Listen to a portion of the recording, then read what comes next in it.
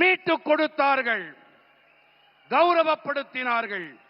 தமிழ்நாட்டின் அனைத்து இளைஞர்களும் தங்களுடைய பாரம்பரியத்தை கொண்டாடி மகிழ வேண்டும். இதற்கு என்டிஏ அரசாங்கம் அனைத்து வழிகளிலும் உங்களுக்கு துணை நிற்கும். फ्रेंड्स, तमिलनाडु का सामर्थ्य बहुत अधिक है। तमिलनाडु में अब ऐसी सरकार की जरूरत है जो यहां के नौजवानों पर भरोसा करे, जो केंद्र सरकार के साथ कंधे से कंधा मिलाकर चले। हमें मिलकर तमिलनाडु को विकसित बनाना है, अपने भारत को विकसित बनाना है। एक बार फिर आपका हमें इतनी विशाल संख्या में आकर आशीर्वाद मिला, ये हमारे लिए बहुत सौभाग्य की बात है। நண்பர்களே, தமிழ்நாட்டிலே திறமைகள் ஏராளமாக இருக்கின்றன. திறமைகளுக்கு குறைவேதும் இல்லை. தமிழ்நாட்டிலே இப்போது எப்படிப்பட்ட அரசாங்கம் தேவை என்றால், அந்த அரசாங்கம் இங்கே இருக்கும் இளைஞர்களின் மீது நம்பிக்கை வைக்க வேண்டும். அந்த அரசாங்கம் மத்திய அரசோடு இணைந்து கரம் கோர்த்து பயணிக்க வேண்டும். நாம் அனைவரும் ஒன்றாக இணைவோம், தமிழ்நாட்டை வளர்ச்சியுடையதாக ஆக்குவோம், நமது பாரதத்தை வளர்ச்சியடைந்ததாக மாற்றுவோம். மீண்டும் ஒரு முறை இவ்வளவு அதிக எண்ணிக்கையிலே இங்கே வந்து ஆசிகள் அளித்தமைக்கு உங்கள் அனைவருக்கும் நன்றிகள். दोनों साथ ऊपर करके मेरे साथ बोलिए, भारत माता की, भारत माता की, वंदे वंदे वंदे वंदे वंदे वंदे वंदे वंदे। बहुत बहुत धन्यवाद। वणक्कम। अनेवरुम अनेवरुम। That was Prime Minister Modi there, sounding the poll bugle for the NDA in Tamil Nadu, which goes to elections in just a few months from now. No-holds-barred attack by the Prime Minister against the DMK, calling the DMK a corrupt party whose time has come, making a pitch for the NDA alliance to be brought to power in the state of Tamil Nadu.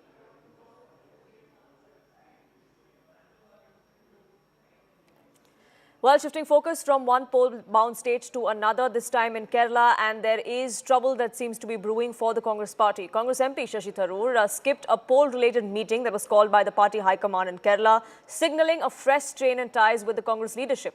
The Thiruvananthapuram Member of Parliament from the Congress had recently walked out of a KPCC-organised Mahapanchayat after what sources termed were unpleasant incidents. According to those close to Tharoor, he was seated at the far end of the stage despite being a Congress Working Committee member, allegedly against protocol, and that is why he felt slighted. Tharoor was told that only Rahul Gandhi would speak at this particular event, but that wasn't the case. There were several other leaders who spoke, but he wasn't given the chance, which is why he left right after Rahul Gandhi finished his speech. In fact, sources also told us that Rahul Gandhi did not mention Tharoor at all in his address, and that further fueled discontent. Meanwhile, the BJP has taken a swipe at the Congress party, claiming that the Mohabbat is present in Delhi, but the infighting in state units like Kerala continues.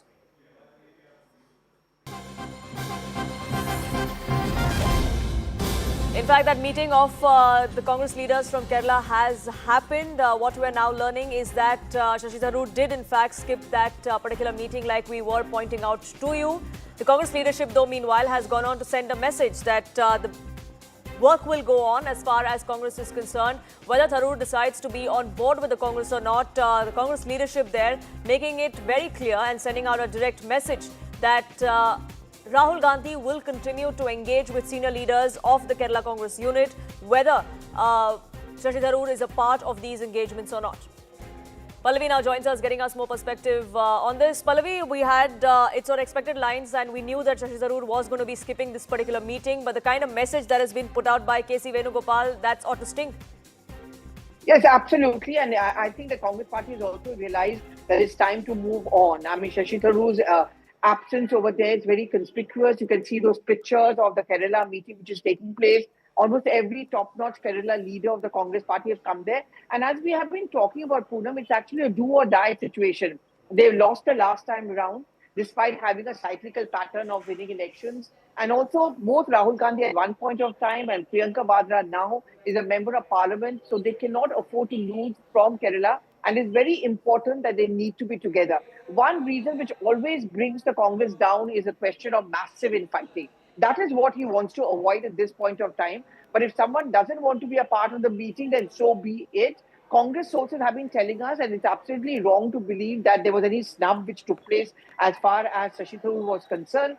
Tharoor can always attend this meeting. He could always put forward his point of view, but he chose not to do so. In fact, some within the Congress suspect that this was deliberate on the part of Shashi Tharoor, given the fact that the Prime Minister is there in his constituency, and he only took a stand which only ends up emboldening the BJP. Now, as far as the Congress state unit is concerned, like you were pointing out all through this morning as well, that there are different camps, especially as far as the Kerala unit goes. This comes as a no surprise that the kind of message that has been put out by KC Venugopal. But all eyes will be on what next step Shashi Tharoor takes, because many would say that this is long time coming, but he still hasn't really broken that cord with the party that he's been with for decades. There was a feedback, Poonam, that you cannot completely reject the Shashi Tharoor factor because, first of all, he belongs to the Nair community, which is an influential community. Second, he has a lot of traction as far as the urban areas and the youth are concerned. Now, let's look at Thiruvananthapuram itself. Of the 14 assembly units, the Congress-led UDF has only one single MLA. They cannot afford to do so. And, as the recent elections, the local elections in Thiruvananthapuram shows, the BJP has made massive inroads into it. They cannot afford to let go of that opportunity, which is why there was a concerted attempt being made to reach out to Tharoor. Clearly, that thaw has not lasted long. Now, we'll have to see what the next step is going to be. Will there be an attempt on the part of the Congress to reach out to Tharoor? Many feel that he just makes the wrong kind of a statement. For example, calling the Prime Minister's job to one of the toughest one. And you're absolutely right, Poonam. Deeply divided Kerala Congress, which has been one main factor for their undoing. Absolutely, Pallavi. Thank you so much for putting that in perspective for us. We, of course, will keep a track of what transpires in that ongoing tussle between the Congress leadership and Shashi Tharoor. But for now, shifting focus. Remember, on Wednesday, speaking exclusively to Money Control, US President Donald Trump expressed confidence about a strong trade agreement with India. He even praised Prime Minister Modi, calling him a fantastic leader on the sidelines of the World Economic Forum. Before that, it was EU that came out and expressed confidence in India's economy. The European Union Commission president, in fact, went on to give a green signal for what she called was mother of all deals with India. But for some reason, Rahul Gandhi and the Congress seem to be stuck in the dead economy rant. The Gandhi Scion is back with his 2025 tirade, reiterating that particular comment, using Trump's tariffs to attack the Modi government. In a social media post that he put out a short while ago, Rahul Gandhi has echoed the US president's jibe to attack the Indian economy, talking about certain sectors that have been impacted by US tariffs. This comes just days after the IMF noted that India is projected to remain the fastest growing major economy. Growth rate of 7.3% has been projected for 2025-26. The IMF, in fact, went on to credit India for fueling growth across the globe, even when other countries could not. Here's the 2025 dead economy attack that Rahul Gandhi had made back then, something that he's reiterated today.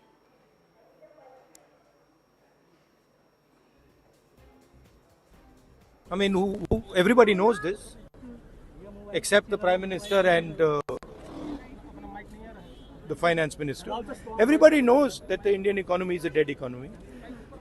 I'm glad that President Trump has stated a fact. पूरी दुनिया जानती है कि Indian economy is a dead economy और BJP ने economy को खत्म कर दिया है। कैसे चलाने हैं देश को ये लोग? चलाना ही नहीं आता है। And today he is lying that economy is dead. He has once again said that. This is at a time when Indian economy is registering growth of 8.2%, 7.4%. IMF has upwardly revised our economic growth even in its own data and its own records. The World Economic Forum is saying that India is the bright spot. EU Commissioner, EU chairpersons, they are saying that India deal is very important, it's the mother of all deals. Yet Rahul Gandhi, whose political career is dead, is finding Indian economy to be dead. He is doing this because he's an agent of Soros, because he has taken some kind of supari from Soros to badmouth India. Therefore, he says this. Soros has also said the same thing. He's only echoing Soros's point of view. Now, Pallavi, as far as Rahul Gandhi is concerned and his comments go, is it what largely the Congress believes? There have been times when in the past he's made similar comments and the Congress has been put in an uncomfortable spot. They've tried to turn the tables around on the Modi government, but there are some facts that they cannot deny either, isn't it? Absolutely, Poonam. In fact, yesterday also at the G Ramji meeting which was taking place, over there once again he took pot shots at the economic policies of the government, talking about the fact that demonetization, the GST, all of that has led to the undoing, how people are starving, they don't have any job opportunities and no economic growth is taking place. Now, the problem area over here is that when Donald Trump talks about India being a dead economy, Donald Trump himself has got the facts wrong, because the IMF, Moody's, these are all international agencies. The Indian government has no control on them. And all of them have given a huge thumbs up to India's growth story, pointing out that there are very few countries post-COVID era who have able to bounce back. And India certainly has been. And India's contribution to world economic policy, for example, the UPI, that is considered to be extremely a bit of a landmark. But Rahul Gandhi has run down the Indian economy because he prefers to believe the words of Donald Trump, is what the BJP is saying. And once again, he's used the timing. We are just left with just about a week to go before the union budget is presented for 2026. Also, there are big bang state elections coming up. And Rahul Gandhi's statement perhaps is timed with an eye on both these two factors. Where once again, defying the international agencies' projections, he is saying that India's economy is on a downslide. Right, Pallavi, thank you so much for getting us the latest on that front. Let's listen into some more reactions that have poured in. And right after Davos, the next weekend, I will travel to India. There's still work to do, but we are on the cusp of a historic trade agreement. Indeed, some call it the mother of all deals. One that would create a market of 2 billion people, accounting for almost a quarter of global GDP. And crucially, that would provide a first-mover advantage for Europe with one of the world's fastest growing and most dynamic continents. Europe will always choose the world, and the world is ready to choose Europe. That was the EU president there talking about a mother of all deals, that which is the free trade agreement that India and the European Union are going to be signing next week. But that is just one testament of why there is hope in India's economy, contrary to what Rahul Gandhi believes. In fact, Donald Trump, the US president, too, talked about how a trade deal is in the offing between the two countries. In fact, in an exclusive conversation with Money Control at Davos just a few days ago, Donald Trump made it very clear that the trade deal is on track and that negotiations with the Indian team are also on track. Mr. President, this is Chandra Shrikant from India. Can you give us an update on the India-US trade deal? First of all, I have great respect for your Prime Minister. He's a fantastic man and friend of mine, and we're going to have a good deal. Thank you. First of all, I have great respect for your Prime Minister. He's a fantastic man and friend of mine, and we're going to have a good deal. Thank you. On that note, it's time for a quick break on this edition of Nation at 5, but news and updates continue here, so don't go anywhere.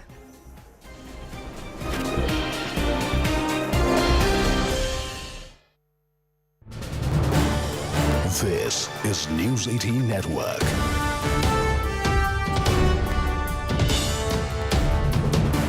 India's largest news network. और साथियों,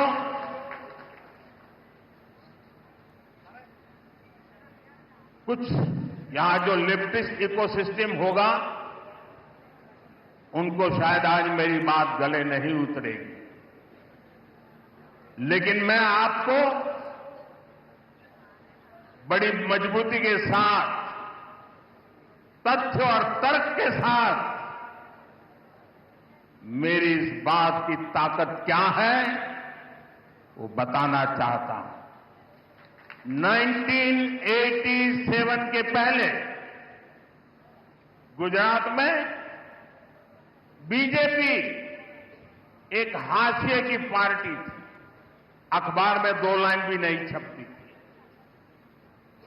87 में पहली बार भाजपा ने Ahmedabad municipal corporation में विजय प्राप्त की, जैसे आज आपने तिरुवनंतपुरम में विजय प्राप्त की है।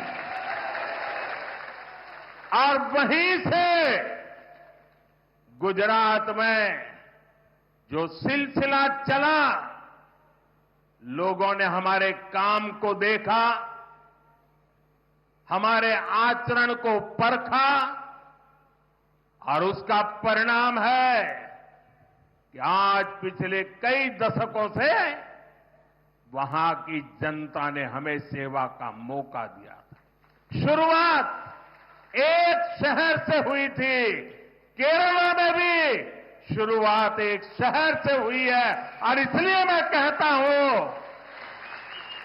अब केरला भारतीय जनता पार्टी पर अभूतपूर्व विश्वास करके हमारे साथ जुड़ चुका है। പ്രിയപ്പെട്ടവരെ, ഞാൻ കേരളത്തിൽ വരുമ്പോഴെല്ലാം നിങ്ങൾ സ്നേഹം നിറഞ്ഞ ഊഷ്മളമായ സ്വീകരണമാണ് എനിക്ക് നൽകാറുള്ളത്. എന്നാൽ ഇത്തവണ നിങ്ങളുടെ ആവേശം ഏറെ പ്രത്യേകതയുള്ളതാണ്. ഇന്ന് നിങ്ങളിൽ ഒരു പുതിയ ഊർജ്ജം എനിക്ക് കാണാൻ കഴിയുന്നുണ്ട്. നിങ്ങളിൽ ഇന്ന് ഒരു പുതിയ പ്രതീക്ഷ എനിക്ക് കാണാൻ കഴിയുന്നുണ്ട്. നിങ്ങളുടെ ഈ ആവേശം കാണുമ്പോൾ എനിക്കുറപ്പാണ് കേരളത്തിൽ ഇത്തവണ പരിവർത്തനമുണ്ടാകുക തന്നെ ചെയ്യുമെന്ന കാര്യം എനിക്കുറപ്പാണ്. ഞാൻ എന്റെ എല്ലാ ഉറപ്പോടും കരുത്തോടും കൂടി നിങ്ങളോട് പറയുന്നു, 1987 മുൻപ് ഗുജറാത്തിൽ ഭാരതീയ ജനതാ പാർട്ടി എന്നുള്ളത് തോൽവികൾ ഏറ്റുവാങ്ങുന്ന ഒരു പാർട്ടി മാത്രമായിരുന്നു. പത്രത്താളുകളിൽ പോലും ഇടം പിടിക്കാൻ പറ്റില്ലാത്ത ഒരു പാർട്ടിയായിരുന്നു. 1987 ആദ്യമായി അഹമ്മദാബാദ് മുനിസിപ്പാലിറ്റിയാണ് ഭാരതീയ ജനതാ പാർട്ടി വിജയിച്ചത്. അതുപോലെ ഇന്ന് തിരുവനന്തപുരം കോർപ്പറേഷനിലും നാം വിജയം നേടിയിട്ടുണ്ട്. ഇവിടെ നിന്നാണ് ഗുജറാത്ത് തുടങ്ങിയത്. ഗുജറാത്തിലെ ജൈത്രയാത്ര അഹമ്മദാബാദ് മുനിസിപ്പാലിറ്റിയിൽ നിന്നാണ് നാം തുടങ്ങിയത്. ആ അഹമ്മദാബാദിലെ ജനങ്ങൾ, ഗുജറാത്തിലെ ജനങ്ങൾ ഭാരതീയ ജനതാ പാർട്ടിയുടെ പ്രവർത്തനം കണ്ടു, അവരതിനെ വിലയിരുത്തി. അതിനുശേഷം അവർ നമുക്ക് തുടർച്ചയായി അവരെ സേവിക്കാനുള്ള അവസരം തന്നുകൊണ്ടിരിക്കുകയാണ്. ഒരു പട്ടണത്തിൽ നിന്ന് തുടങ്ങിയ ജൈത്രയാത്രയാണ് ഇന്ന് നാം ഗുജറാത്തിൽ തുടർച്ചയായി ഭരിക്കുന്നതിൽ എത്തി നിൽക്കുന്നത്. അതേപോലെ ഇന്ന് കേരളത്തിലും നാം ഒരു പട്ടണത്തിൽ നിന്ന് തുടങ്ങുകയാണ്. എനിക്കുറപ്പുണ്ട് ഇന്ന് കേരളം ഭാരതീയ ജനതാ പാർട്ടിയെ വിശ്വസിച്ചു തുടങ്ങിയിരിക്കുന്നു. मेरे साथ बोलिए, भारत माता की जय, भारत माता की जय, भारत माता की जय। एंडे सुहृदगळे, तिरुवनंतपुरम में बीजेपी की जीत साधारण नहीं है, यह ऐतिहासिक है, अभूतपूर्व है।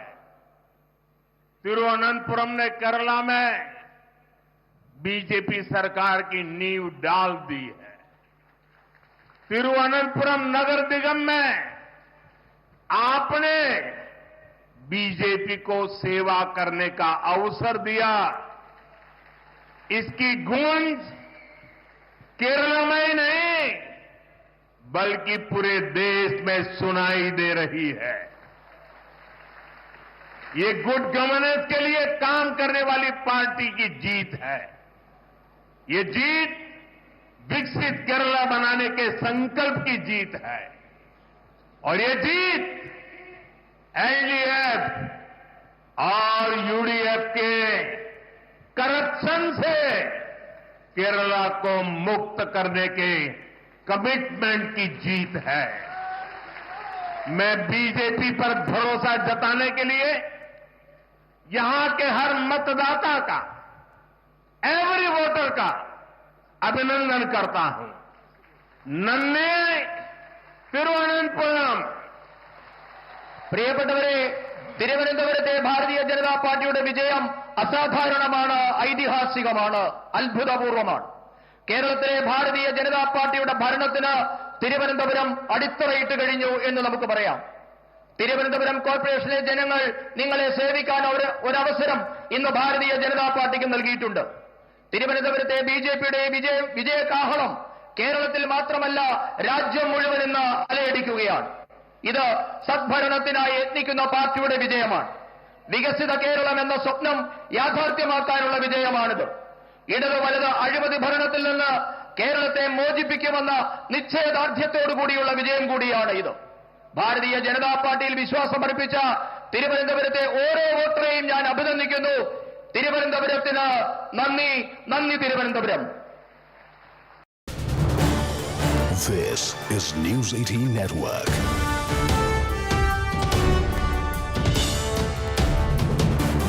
India's largest news network. സുഹൃത്തുക്കളെ और साथियों,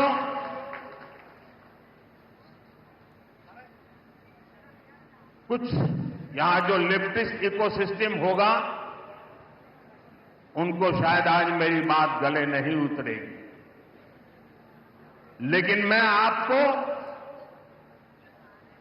बड़ी मजबूती के साथ, तथ्य और तर्क के साथ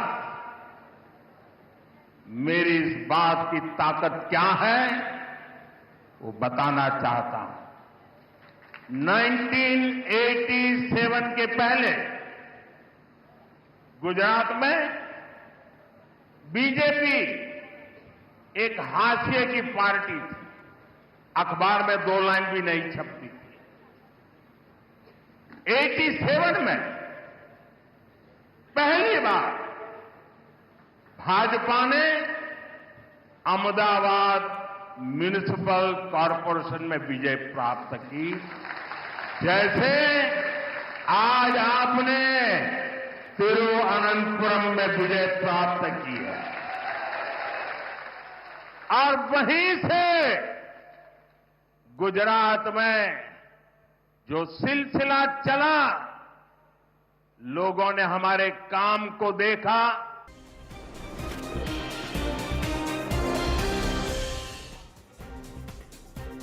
Pakistan and the United States held a high-level meeting in Davos on the sidelines of the World Economic Forum. This was at a time when Donald Trump was unveiling the Gaza Board of Peace. Gaza border security cooperation is something that the two sides discussed. According to sources, Army Chief Field Marshal Asim Munir told US officials that Pakistan is prepared to deploy troops as part of an international stabilization force for Gaza. Munir also sought US strategic partnership to counter rising terrorism from Afghanistan, briefing President Trump and Secretary of State Marco Rubio on both Gaza and regional security threats. US officials have flagged that Israel remains uncomfortable with Pakistan and Turkey's participation in any force, but Pakistan Prime Minister Shahbaz Sharif was present at the signing of the Charter of the Gaza Board of Peace that took place yesterday along with several other countries and their world leaders on the margins of the World Economic Forum. There is, though, a firestorm that's brewing back in Pakistan. Many opposition leaders are labeling Sharif's move as non-transparent and morally indefensible. So it seems like it's a catch-22 situation for Pakistan, for Islamabad. Why is this significant, and what will the consequences of this be? Will this gamble actually play out in favor of the establishment there, both political and the military, or will it only backfire and spell further trouble for Pakistan? Let's open that up. Lieutenant General D.P. Pandey, security analyst, is with us to decode that. Lieutenant General Pandey, this is a catch-22 situation for Pakistan, isn't it? I mean, they want to enter Donald Trump's good books. They want to make it seem like this is a diplomatic achievement, that they've managed to get themselves at par with several other countries that are considered to have some diplomatic heft, and yet there is going to be problem for them to justify this kind of participation back home. Yeah, it is, of course, it's a major challenge, Poonam, but the fact remains that today they don't have any choice, because the President Shahbaz Sharif regime and Asim Munir-led Pakistan is totally under leverage of Americans, because they got no out. Firstly, they are into debt, and then they are into duress, as you already amplified, that they are under compulsion to play subservience to, not to America actually truly, but to Trump, because there is no option today out for them. And Americans have the capacity in Pakistan actually to leverage a regime change as well. And I think there are a number of funds which are tied up to the Asim Munir and Shahbaz Sharif entire family, which is kept back into the Western banks, and they've got properties elsewhere. So I think it's a challenge. But looking at managing the opposition at home, I think today their opposition back home is fractured. It is the most important person called Imran Khan is in jail, and he virtually doesn't have much power to do anything outside, right? And that will continue to remain till the time they are playing to the tune of Americans. The moment they shift, I think the problem at home will significantly rise, and this is known to Asim Munir and Shahbaz Sharif. The other part is, I think they are into huge debt, and while they want to participate in this whole thing, they may not be able to pay the money which is required to be part of the permanent member. But deploying the soldiers for sale, the concept which they have adopted, either for Saudis or anybody who's willing to hire them, I think they are the only Muslim country actually in the region which have got the numbers available to be deployed, willing to be deployed for money because they need that money back home to serve their cause. So this is one part. But otherwise, please look at the advantages or challenges which are going to come in deployment in Gaza. Firstly, Israelis don't like them. Of course, they'll be not trusting them. That's one challenge. But Palestinians are largely Sunni, and so is Hamas, and so is Pakistan. And if you recall, for last about 2 years, Hamas has been coming back to Pakistan Army and Pakistan ISI, virtually to actually train and guide the terrorist organization how to carry out activities not only in India, elsewhere. So there is a tie-in. So I think the Americans understand that Pakistan will be quite useful to engage with Hamas, and putting in against Hamas or trying to disarm Hamas is going to be a different challenge, and that will be very interesting to watch. But do they have that kind know, of military heft? I mean, diplomatically, they want to seem like they do, which they don't. They don't have what it takes in terms of commitment to see this process actually through. And like you said, maybe the political opposition back home may be fractured, but the clergy, the religious leaders, they too are going to have their pound of flesh as far as this particular controversy goes. And then they will say that if you are trying to sell us out or sell out the Palestinian cause, which we as ideologically aligned partners should feel, then maybe that would spell more trouble out on the streets of Pakistan. Is that something that they should be wary of as well? Yeah, Poonam, I would like to believe that. But the fact is the clergy there is also sold out clergy. And their majority of those people are under fearful control and also soul control. This we have to understand that Pakistan and Army and the ISI control the clergy as well, quite significantly. And if you've seen, while I would like to believe that the clergy will come out and the political party will come out, and we love to believe in our part of the country that Pakistan will be under distress. But if you see the changes in the tone and tenor about Pakistan's deployment in Gaza, right? They have been changing from clergy, what they said about 3 months back and what they're saying today, there's a total shift. So there is a leverage which this Pakistan is owned by Pakistan Army, right? It is not by politicians or politicians in parliament, or they can say anything they want to. But the fact of the matter is they don't have the gumption to come on the streets and take on the Pakistan Army today, howsoever unprofessional it may be today, right?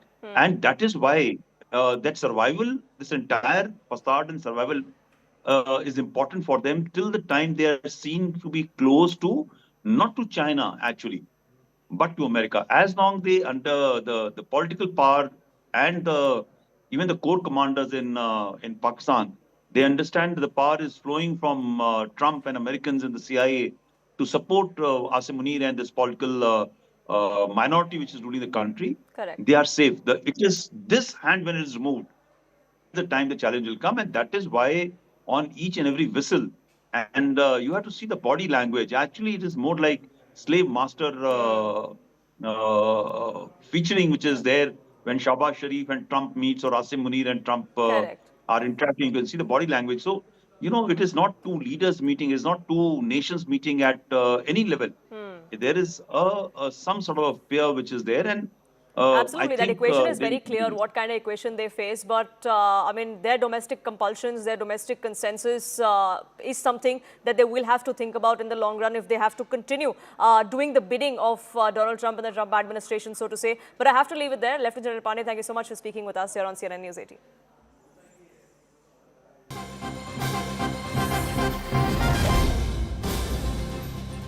Well, opposition is coming in for Pakistan and Shahbaz Sharif as far as their participation in the Gaza Board of Peace is concerned. We're learning that the dissent is only rising within Pakistan over this deal. Opposition parties like PTI are saying it's non-transparent and unilateral. They've in fact demanded full scrutiny and a referendum on it. 250 million people have been ignored, and this is a sign of distrust towards the Shahbaz Sharif government, is what PTI has now come out and said. There are several other parties that have also come out and voiced their particular objections to Pakistan and the Pakistani administration going ahead and being a part of this Gaza Board of Peace, despite there being reservations, both in terms of whether or not Pakistan should be putting their men on ground, and of course, the $1 billion participation fee that this forum comes with. Siddhant, my colleague, now joins us, getting us more details on this. Siddhant, what more can you share with us? Right, Poonam. In fact, Pakistan's decision to join Trump's peace board has sparked intense domestic backlash. In fact, after Fazlur Rahman, now PTI is making it extremely difficult for the government to manage the national narrative. The move is projected as a humanitarian and diplomatic effort to support a permanent ceasefire, aid delivery and Gaza's reconstruction. On the other hand, hardcore mullahs and Maulvis at home see it as a betrayal. Pakistan has long built its national identity around strong support for Palestinian rights and Islamic solidarity. Joining a Trump-led board, which is a US-centric, will sideline Palestine. Opposition voices, including religious scholars and Islamist groups, call it a morally incorrect decision. They are accusing the government of legitimizing a framework that aligns closely with pro-Israel. The decision has made without a parliamentary debate, public consultation or broad stakeholder input. In fact, this is what Manoj Gupta is bringing for us. And you know, traditionally, the viewpoint of Pakistan has always been anti-Jew, anti-Israel. Now, the preamble in itself, the preamble of this board in itself, the very first line says disarming Hamas. Perhaps that is something which definitely, you know, the 250 million people in Pakistan will not be accepting that line ever. So you know, now it has become a major challenge for Shahbaz Sharif, his party, and for General Asim Munir.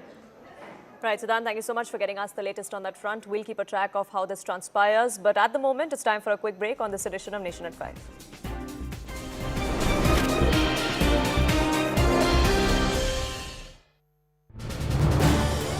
This is News 18 Network.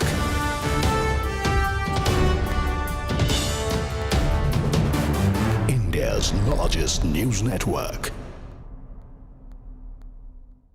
सुहृदगणे और साथियों,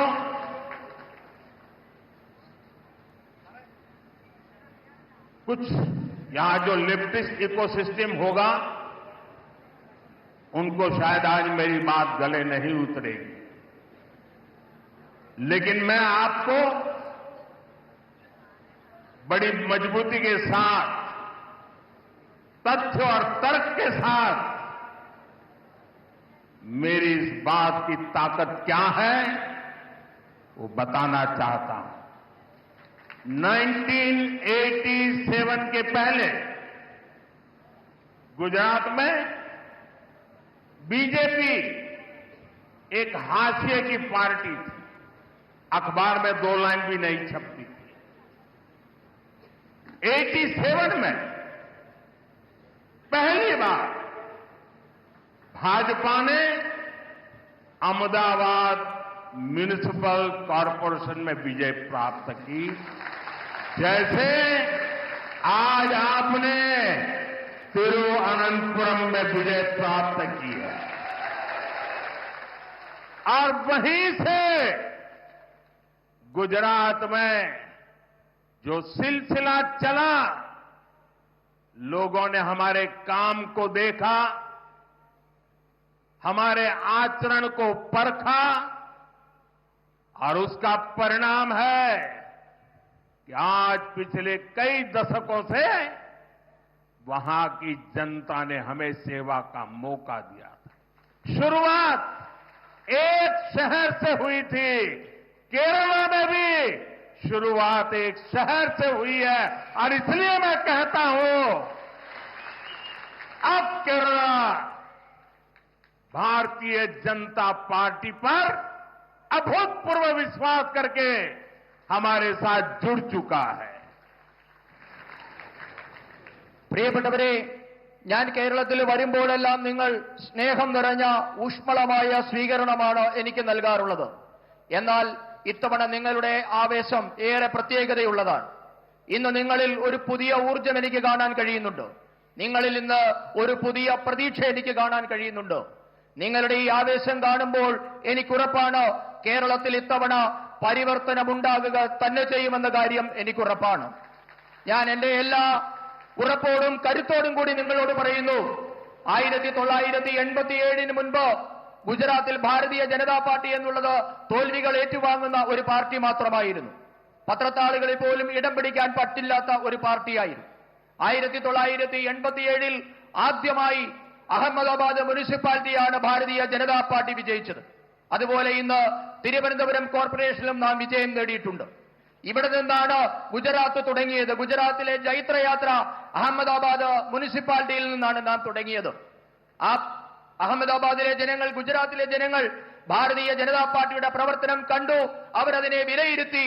അതിനുശേഷം അവർ നമുക്ക് തുടർച്ചയായി അവരെ സേവിക്കാനുള്ള അവസരം തന്നുകൊണ്ടിരിക്കുകയാണ്. ഒരു പട്ടണത്തിൽ നിന്ന് തുടങ്ങിയ ജൈത്രയാത്രയാണ് ഇന്ന് നാം ഗുജറാത്തിൽ തുടർച്ചയായി ഭരിക്കുന്നതിൽ എത്തി നിൽക്കുന്നത്. അതേപോലെ ഇന്ന് കേരളത്തിലും നാം ഒരു പട്ടണത്തിൽ നിന്ന് തുടങ്ങുകയാണ്. എനിക്കുറപ്പുണ്ട്, ഇന്ന് കേരളം ഭാരതീയ ജനതാ പാർട്ടിയെ വിശ്വസിച്ചു തുടങ്ങിയിരിക്കുന്നു. मेरे साथ बोलिए, भारत माता की जय, भारत माता की जय, भारत माता की जय। एंडे सुहृदगळे, तिरुवनंतपुरम में बीजेपी की जीत साधारण नहीं है, यह ऐतिहासिक है, अभूतपूर्व है। तिरुवनंतपुरम ने केरला में बीजेपी सरकार की नींव डाल दी है। तिरुवनंतपुरम नगर निगम में आपने बीजेपी को सेवा करने का अवसर दिया। इसकी गूंज केरल में ही नहीं बल्कि पूरे देश में सुनाई दे रही है। ये गुड गवर्नेंस के लिए काम करने वाली पार्टी की जीत है। ये जीत विकसित केरला बनाने के संकल्प की जीत है और ये जीत एलडीएफ और यूडीएफ के करप्शन से केरला को मुक्त करने के कमिटमेंट की जीत है। मैं बीजेपी पर भरोसा जताने के लिए यहां के हर मतदाता का, एवरी वोटर का अभिनंदन करता हूं। नन्हे തിരുവനന്തപുരം. പ്രിയപ്പെട്ടവരെ, തിരുവനന്തപുരത്തെ ഭാരതീയ ജനതാ പാർട്ടിയുടെ വിജയം അസാധാരണമാണ്, ഐതിഹാസികമാണ്, അത്ഭുതപൂർവമാണ്. കേരളത്തിലെ ഭാരതീയ ജനതാ പാർട്ടിയുടെ ഭരണത്തിന് തിരുവനന്തപുരം അടിത്തറയിട്ട് കഴിഞ്ഞു എന്ന് നമുക്ക് പറയാം. തിരുവനന്തപുരം കോർപ്പറേഷനിലെ ജനങ്ങൾ നിങ്ങളെ സേവിക്കാൻ ഒരവസരം ഇന്ന് ഭാരതീയ ജനതാ പാർട്ടിക്ക് നൽകിയിട്ടുണ്ട്. തിരുവനന്തപുരത്തെ ബിജെപിയുടെ വിജയകാഹളം കേരളത്തിൽ മാത്രമല്ല രാജ്യം മുഴുവൻ ഇന്ന് അലയടിക്കുകയാണ്. ഇത് സദ്ഭരണത്തിനായി യത്നിക്കുന്ന പാർട്ടിയുടെ വിജയമാണ്. വികസിത കേരളം എന്ന സ്വപ്നം യാഥാർത്ഥ്യമാക്കാനുള്ള വിജയമാണിത്. ഇടത് വലത് അഴിമതി ഭരണത്തിൽ നിന്ന് കേരളത്തെ മോചിപ്പിക്കുമെന്ന നിശ്ചയദാർഢ്യത്തോടുകൂടിയുള്ള വിജയം കൂടിയാണ് ഇത്. ഭാരതീയ ജനതാ പാർട്ടിയിൽ വിശ്വാസമർപ്പിച്ച തിരുവനന്തപുരത്തെ ഓരോ വോട്ടറെയും ഞാൻ അഭിനന്ദിക്കുന്നു. തിരുവനന്തപുരത്തിന് നന്ദി, നന്ദി Thiruvananthapuram. This is News18 Network.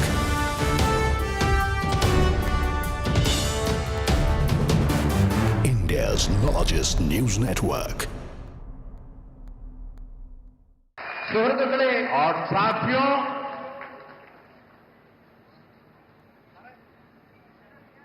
कुछ यहां जो लेफ्टिस्ट इकोसिस्टम होगा उनको शायद आज मेरी बात गले नहीं उतरेगी, लेकिन मैं आपको बड़ी मजबूती के साथ, तथ्य और तर्क के साथ मेरी इस बात की ताकत क्या है वो बताना चाहता हूं।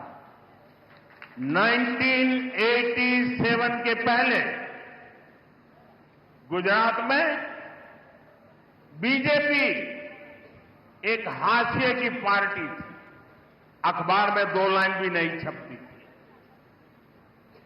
87 में पहली बार भाजपा ने अहमदाबाद म्युनिसिपल कॉरपोरेशन में विजय प्राप्त की, जैसे आज आपने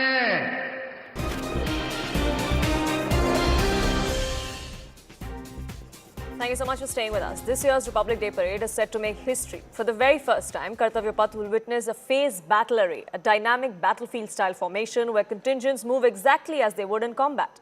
The parade will begin with recon units, followed by artillery, missiles, logistics and personnel marching in full battle gear. This new format is designed to give citizens a real sense of how India's armed forces operate in war scenarios, given that this parade is the first one after Operation Sindoor. Alongside, the celebrations will also mark 150 years of Vande Mataram and showcase 30 tableaux, a massive fly-past and the debut of the Bhairav Battalion. With European Union leaders as chief guests, the 77th Republic Day promises to be one of the most powerful displays of India's military might and cultural pride. Sir, if you can talk to us about the kites that you are going to showcase for the very first time, आप अगर हमें बता सकें किस तरह से train करते हैं। एक्साइज युद्ध अभ्यास औली में हुई थी, उसमें सबसे पहली बार भारतीय सेना ने कहें कि इन काइट्स को दिखाया था। किस तरह की प्रैक्टिस इन्वॉल्व होती है और किस तरह से काम आती है? जो एनिमल ट्रेनिंग है वो अपने आप में पूरी साइकोलॉजिकल साइंस है। तो पहले होता था इनका डोमिनेंस ट्रेनिंग बहुत पहले, अभी क्या धीरे धीरे ट्रेनिंग इवॉल्व होते हुए हम ऑपरेंट कंडीशनिंग मेथड एक होता है जिसमें ट्रेनिंग जानवर के हिसाब से कराई जाती है कि आप उसके जो वॉलंटरी जो रिस्पॉन्सेज हैं उन्हीं को चैनलाइज करते हो, मॉडरेट करते हो to get the desired result, and in the process animal feels that he is doing what he wants. But you are getting the work done which is required as an in the organizational interest for the benefit of the country or the forces. हमारे दर्शकों के लिए अगर आप हमें बता सकें, ये काइट मुझे जानकारी है कि किस तरह से ये प्रे करती है और क्या कुछ काम है इसका, कैसे काम करती है, अगर ये बता सकें क्या करती है ये काइट? ये काइट एक तो जो छोटे ड्रोन हैं जिनके पंख बहुत बड़े, जिनके पर बहुत बड़े नहीं रहते हैं, उनको फिजिकली न्यूट्रलाइज कर सकती है और अपने सिर के ऊपर लगाए हुए छोटे कैमरा से ये सर्वेलेंस का काम कर सकती है। You can tell me how useful these vehicles are for the kind of operations that we see Indian Army is involved in nowadays. Firstly, we have this Randhwaj, which is a rugged terrain tactical transport system.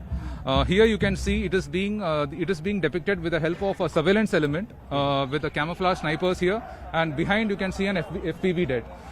They are equipped with Trinetra drone and an FPV drone which carries a warhead, so that when the time comes, it can on a need-to-need basis it can destroy the target as well. So these camouflage snipers which you can see, they are carrying Sako sniper rifle, and they are capable of self-sustaining themselves for about 72 to 96 hours in any terrain. Same goes with Ajay Ketu also, all-terrain vehicle. As the name itself signifies, it can operate in all terrains, be it snow trails or grasslands, anywhere. And in this particular ATV you can see this Nagastra loiter munition system, and in the other ATV you can see jointed loiter munition. These are capable of hitting the beyond line of sight targets in the behind enemy lines. Now we have the robotic mules as well, sir. For the very first time we are going to see these mules walking at the Kartavya Path. No, they won't be exactly walking. They'll be on static mode, and when they'll be crossing the saluting dais, they'll be showing some movement there. Otherwise they are capable of walking. However, for this particular RD parade they won't be moving. There are a number of things that are happening for the very first time this Republic Day, and incorporation of SCC cadets in the marching contingent is also happening for the first time. SCC is basically Sea Cadet Corps, and in fact these are the young students who are going to be a very part of this Republic Day parade. In fact, we have been given to understand that total 12 in number are going to be a very part of the marching contingent of Indian Navy. In fact, a Sea Cadet Corps, when we talk about SCC, so it is similar to the National Cadet Corps, and these, in fact, children and students go at sea for the training part and somewhere closely see as to how the Indian Navy functions. If you can tell me, first of all, the concept of SCC, those who are watching you at this point in time, if you can tell us, what is the kind of training you go through and how it is different from NCC and what is the overall importance of it? The Sea Cadet Corps is a youth organization and we train cadets with respect to their discipline, their cleanliness, their patriotism and other defense aspects as well. And we have over 500 cadets in active under training overall the nation right now. And I am at the rank of a lieutenant and I have been a part of the Sea Cadet from 2015. For us, it's a great opportunity that we have been here after 40 years. The Sea Cadet Corps has been participating before as a separate contingent, but after 40 years we have been invited again. Completing a challenge is a different thing and then being a part of Republic Day celebration is a different thing, but how different is the feeling if you can describe? It's a very different feeling like you mentioned. This year we have a model of Ines Vitarani as a part of Tableau and usually we are at sea with Ines Vitarani, the three of us. So this year we are going to be in the tableau of the Republic Day parade and it's going to be a display for our entire nation and but both are a proud feeling for us to represent our nation. Sagar Parikrama means circumnavigation of the earth on sailboat and this is the fourth time the Navika Sagar Parikrama Project 2 is the fourth time Indian Navy was attempted to do a circumnavigation, but this time what different was we were just the two of us and it was a dual-handed circumnavigation and we successfully completed it on May 29, 2025. We are really happy that we are able to showcase Ines Vitarani.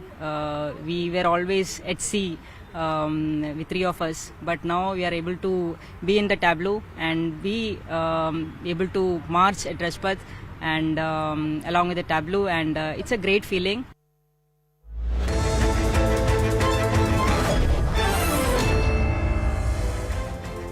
A very warm welcome. Thank you for staying with us. You're watching Plain Speak. I'm Akanksha Swaroop. Southern India seems to have taken centre stage in national politics following Prime Minister's agenda-packed visit to Kerala and Tamil Nadu. In Thiruvananthapuram, the Prime Minister landed with a message that was as political as it was pointed. In a state long considered a fortress of the left and the Congress, the Prime Minister chose not to tread softly. Instead, he went straight for the jugular, training his guns on both the LDF and the UDF. His charge was blunt, that both the left and the Congress pretended to fight each other in public while benefiting from the same ecosystem of appeasement and opportunism. But perhaps the most interesting part of today's speech was not just the attack, it was the optimism. Pointing to recent civic and local body election trends, Prime Minister Modi hinted that Kerala may be witnessing the